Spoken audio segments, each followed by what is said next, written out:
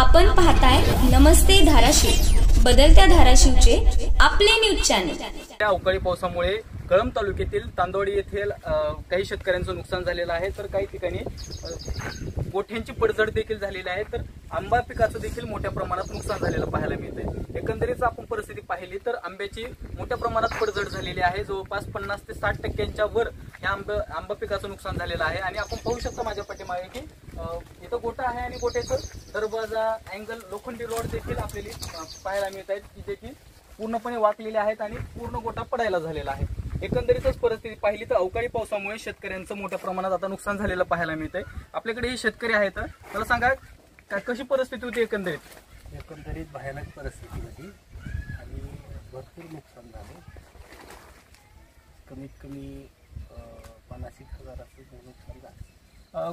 गोट्याची पडझड झाली आहे, आतमध्ये बैल होते, काय इजा वगैरे पोहोचले? गायी होत्या आतमध्ये गायी होत्या, पण इजा पोहोचल्या नाही, पण नुकसान भरपूर झालं। साधारणतः याचं गोट्याचं कशा प्रमाणात नुकसान झालं आणि आंबा पिकाचं आणि इतर पिकांचं कसं नुकसान आहे? आंबा पिकाचं जे भरपूर नुकसान झालंय आणि गोट्याचं तर जास्तच नुकसान झालं। ते काढायचं म्हणलं तरी 50,000 रुपये लागतात, बाजूला काढून तयार करायचं म्हणलं तरी, आणि आंबा पीक तर राहिलंच नाही म्हणा, हरकत नाही, वर राहिलंच नाही, सगळं गळून गेलं। पावसामुळं 70% नुकसान झालं। किती झाड होते साधारणतः आंब्याची? 54. आणि साधारणतः पडझड किती झाली असतील आंब्याची? 50%च्या वर झालं। 50%च्या वर झाली। अजून कुठलं शेती पिकाचं नुकसान झालंय? ज्वारीचं आणि उभी ज्वारी तशीच आहे, खुडलेली नाही।